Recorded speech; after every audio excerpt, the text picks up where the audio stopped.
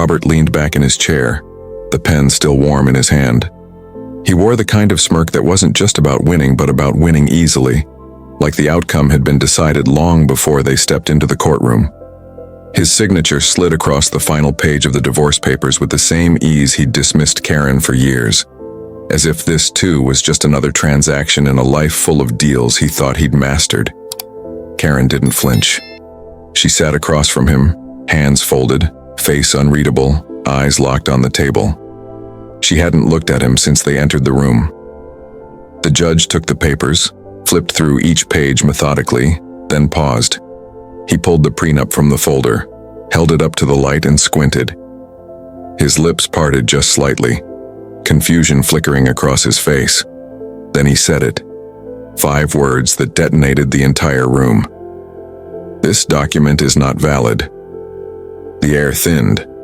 Robert's grin evaporated, his eyes narrowing, trying to understand what the judge just said. His lawyer shifted uncomfortably, whispering frantically into his ear, but the judge was already continuing. "The notarization is missing. Without proper filing, this prenup holds no legal weight in this court." Karen finally looked up, just briefly, her expression still flat, but her eyes glinting with something Robert hadn't seen before: quiet certainty. Robert swallowed hard. For the first time in years, he wasn't sure of the next move.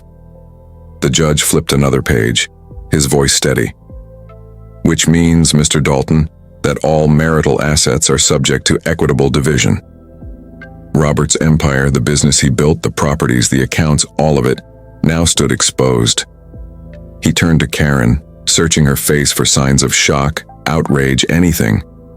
But she just stared. She'd been waiting for this moment. Before we dive deeper, let us know in the comments where you're watching from. We'd love to hear from you. And don't forget to hit that subscribe button so you never miss any of our upcoming videos. For a moment, no one in the courtroom moved. The weight of the judge's words seemed to pin everyone in place. Robert, who just moments earlier leaned back with the smug confidence of a man certain of his victory, now sat rigid. His eyes darted from the judge to his attorney, whose face had gone pale, flipping through his briefcase in frantic silence. Karen remained still, her hands gently folded in her lap, her gaze steady, not on Robert, but on the space between them, like she was watching a chapter of her life close, just as she always knew it would. The judge cleared his throat, as if reminding the room that he wasn't finished. But Robert didn't hear the rest.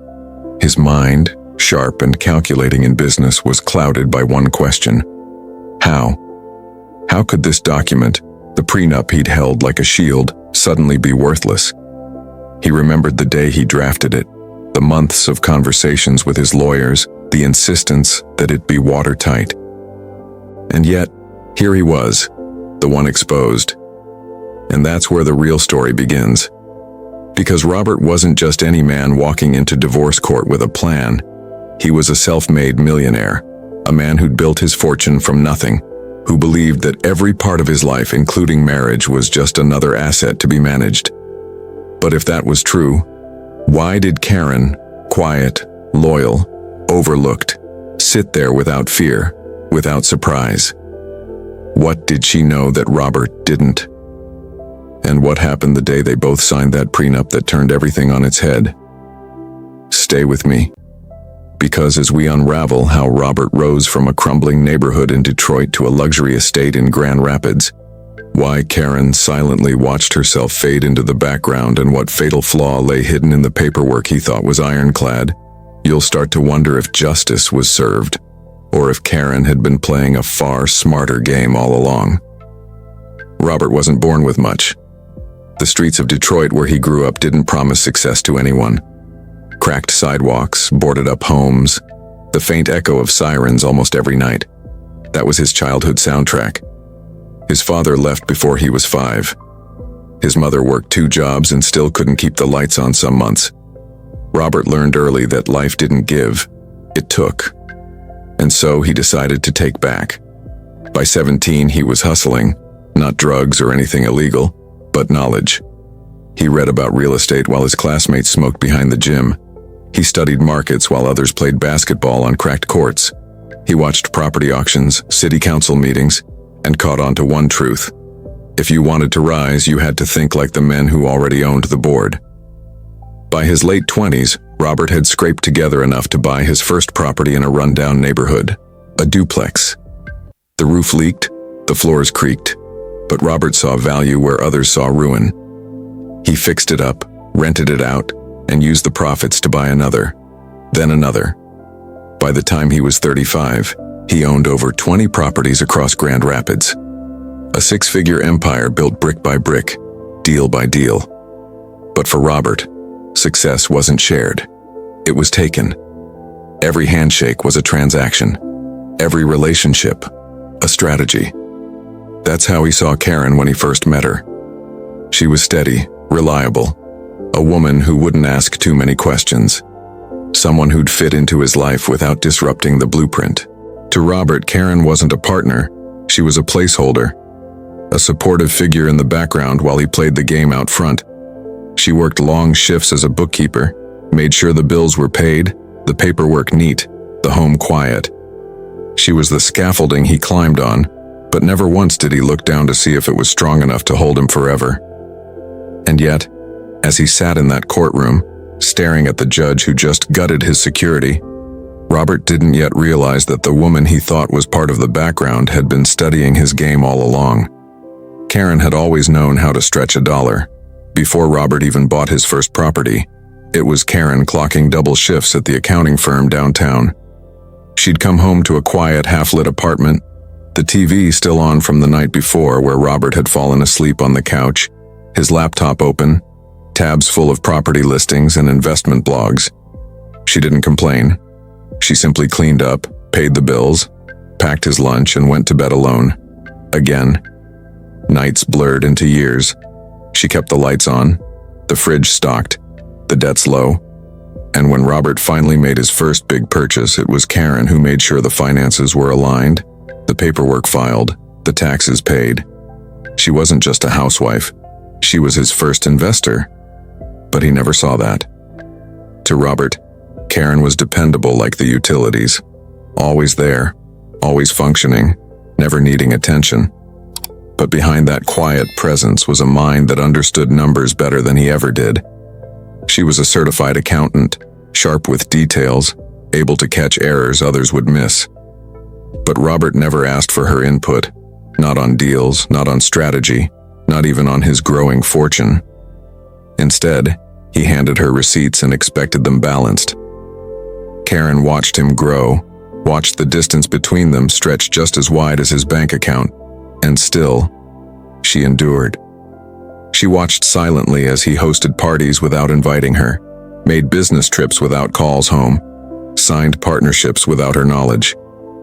The world saw Robert as self-made. Karen knew better. She just chose silence. Then came the prenup. They were newly married, still renting that cramped apartment, when Robert brought it up one night over dinner, papers in hand, a notary already waiting. "It's just business, Karen," he said casually, as if asking her to sign a birthday card. "I've got big plans. This protects us both." Karen stared at the pages. She could read every line with precision. She could see the clauses, the fine print, the loopholes designed to leave her with nothing if things fell apart. She didn't argue. She didn't cry. She signed. Or so Robert thought. Because what he never noticed was that the papers he gave her weren't properly filed. The notary he arranged? Incomplete. The official stamp? Missing. Karen saw it, but she didn't correct it. She let him think the prenup was his shield. She let him believe he had built a fortress around his fortune. All the while, she quietly kept every record, every proof of her contributions, every receipt of the life they built together. And that's why, all those years later, when Robert chuckled in court, clicking the pen with that signature smirk, Karen sat still, knowing full well that what he held wasn't a shield, but a paper wall waiting to collapse. The judge held the prenup delicately between his fingers, his eyes scanning each page with a slow, deliberate gaze. Every turn of the paper echoed louder than Robert's earlier laughter. The courtroom was quiet now, save for the occasional shuffle of a chair or the faint scribble of a pen from the clerk's desk. Robert watched closely. his initial smirk replaced by a faint frown, the corners of his mouth twitching with the kind of uncertainty he hadn't felt in decades. Then the judge stopped. He flipped the page back, then forward again, as if confirming something he couldn't quite believe. He lifted his glasses, looked directly at Robert's attorney, and spoke in a tone that carried the weight of finality. This wasn't properly filed. It was never notarized. Under Michigan law, this isn't binding. The words hit like a blunt force. For a man who built an empire on paperwork, signatures, and contracts, those 5 words dismantled Robert's confidence brick by brick. His lawyer leaned in, whispering urgently, papers rustling as he searched for something, anything, to counter the judge's declaration. But Robert barely heard him. The room felt smaller, hotter. He looked around, expecting Karen to be as stunned as he was. But there she was, still seated, still silent. And then it happened. Her lips curled barely into the faintest smile. Not smug, not gloating, but knowing. It was the smile of someone who had been waiting for this precise moment, patient and prepared. A heartbeat sound thumped loud in Robert's ears, not from the room, but from within his own chest. The judge continued, confirming that without notarization, without proper filing, the prenup was no more than a suggestion, not a legal safeguard. The courtroom remained silent, but Robert's mind was racing. How? How could this be? He remembered that night. Karen at the kitchen table, the papers laid out, the notary supposed to arrive. He remembered being called away for a call, his mind on deals, on property flips, on closing costs. He didn't check. He never checked. He assumed. Robert's breath quickened. His lawyer stood to object, citing precedent, asking for reconsideration, but the judge shook his head firmly. Mr. Dalton, the law is clear. Without proper notarization, this agreement is invalid. All marital assets are subject to division. It was as if the floor beneath Robert had cracked open. The properties, the cars, the multiple accounts, the stocks, half, if not more, now vulnerable. Flashbacks hit him like a barrage. His laughter at the signing table, his dismissal of Karen's questions, the years of treating her like an accessory rather than a partner. Every sneer, every time he said, "Don't worry about it," every moment of arrogance, they all resurfaced, now mocking him. He tried to speak, to interject, but his mouth was dry, his voice catching somewhere between a plea and a protest. His lawyer pressed on, flipping through documents, but each page was another nail in the coffin. For a man who played life like chess, he just lost his queen, because the pawn he never noticed had just crossed the board and flipped the game. And there sat Karen, unbothered, unmoved, a spectator to a collapse she no longer needed to orchestrate. Robert's face, once flush with confidence, was now pale, beads of sweat gathering at his temple. He wasn't just losing assets, he was losing control. What Robert never realized, what he never even thought to question, was that Karen had already known. Months before the court date was even scheduled, she had quietly sought out legal advice. Not with fanfare, not with threats. She didn't storm out of their home with a suitcase and ultimatums. Instead, she made an appointment at a modest law office tucked between a dry cleaner and a pharmacy on the outskirts of Grand Rapids. She brought the prenup papers, crisp, well-preserved, every page still in the original folder Robert had given her all those years ago. The attorney flipped through them, eyes narrowing on the missing notarization, the absence of official filing. Karen didn't flinch. She knew. She had read every line. She remembered the night Robert shoved the papers in front of her, brushing off her questions with that infamous phrase, "It's just business, Karen." She remembered how the notary was supposed to arrive but never did, and how Robert was too busy on a business call to notice or care. She could have insisted then. She could have demanded they finish it properly, but she didn't. She just watched, waited, quietly pocketing that knowledge like a hidden card in a high-stakes game. That was Karen's power. Not noise, not confrontation, but patience. Let him believe he was untouchable. Let him count his properties, flash his wealth, laugh at her expense. She sat through every slight, every dismissal, knowing there would come a day when he would feel the ground shift, and he'd never see it coming. And now, in that courtroom, she didn't need to speak a word. She didn't need to gloat. The judge's statement had already drawn the line between illusion and reality. Robert's fortune was no longer protected by the thin sheet of paper he so proudly waved. It was exposed, and he was vulnerable. As Robert's lawyer scrambled, Karen remained composed. She didn't need to ask for justice. It was unfolding exactly as she knew it would. And so I ask you, would you have done the same? Would you have stayed silent watching the person who underestimated you dig their own grave? Or would you have warned them, told them they forgot the notarization, corrected their oversight out of principle, even if they never respected you enough to ask? Karen chose silence. She chose strategy, and in that choice, she rewrote the ending Robert thought he controlled. When the final gavel struck, Robert wasn't the man who had walked into that courtroom hours earlier. He entered with swagger, certainty, the cocky air of someone convinced the system worked for men like him, those who built, who owned, who dictated. But he walked out stripped, not just of the fortune he guarded, but of the pride that had carried him through every deal, every transaction, every betrayal he thought went unnoticed. The ruling was clear. Without a valid prenup, Karen was entitled to half of everything. The house in the gated community with the marble countertops and floor-to-ceiling windows, split. The fleet of cars, the vacation home in Traverse City, the downtown commercial properties, divided. The multiple bank accounts, the investments, the retirement funds he once said would never be hers, halved. And just like that, Robert watched his empire fracture before his eyes. Karen, on the other hand, left the courtroom not just with her dignity, but with something Robert never gave her: acknowledgement. She didn't celebrate, didn't boast, didn't throw it in his face. She walked out calm, composed, the same way she had walked through every storm in their marriage. But this time, she wasn't walking back to a life of waiting and enduring. With the settlement money, Karen made her first major decision, not for Robert, not for the marriage, but for herself. She started a consulting firm, one dedicated to helping women understand their financial worth, to teach them what she had learned in silence. Her firm wasn't flashy.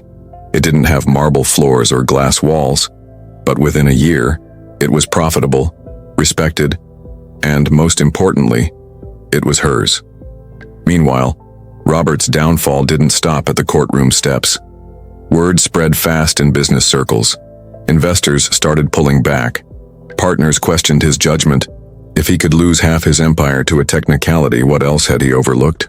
His reputation, once bulletproof, was now dented. His name whispered in boardrooms as a cautionary tale. Deals fell through. Opportunities dried up.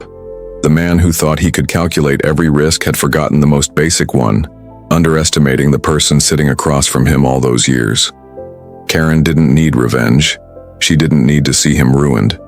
She simply took what she was owed and built something lasting. In the end, the question wasn't who won in court. The records showed that plainly. The real question was who had truly played the long game. And while Robert stared at the remnants of what was once his empire, Karen quietly thrived, her life no longer defined by the shadows of someone else's success, but by the legacy she chose to write for herself.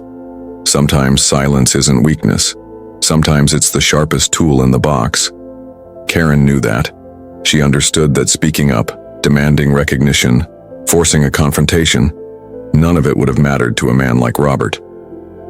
He didn't hear voices that didn't serve him. He didn't respect words that didn't echo his own. So she chose quiet.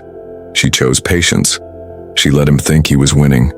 She watched him build his empire brick by brick, fortune by fortune, all the while letting him believe that paper shield he called a prenup was unbreakable. Robert laughed because he thought he was sealing his victory, thought he was closing the last chapter of their story on his terms. But arrogance is always the last move before a downfall. He couldn't imagine that the woman he once dismissed as background noise would be the one to bring the curtain down, Not with a shout, but with a smile and a signature. What would you have done if you were Karen? Would you have stayed quiet, watched the years unfold, waited for the perfect moment to let the truth reveal itself? Or would you have fought openly, warned him, corrected his mistake, even if he never valued your voice? Tell us in the comments. We read every single one, and your thoughts make these stories come alive. And if this story struck a nerve, if you felt the weight of Karen's patience or the sting of Robert's fall, just wait till you hear about the woman who faked her own death to catch her cheating husband. That story? It'll leave you questioning everything you think you know about love, betrayal, and revenge. Subscribe now so you don't miss it. What would you have done if you were Karen? Would you have kept quiet until the courtroom? Tell us in the comments. We're watching. And if this story had you hooked, don't forget to like, subscribe, and hit the bell for more stories of betrayal, justice, and the unexpected.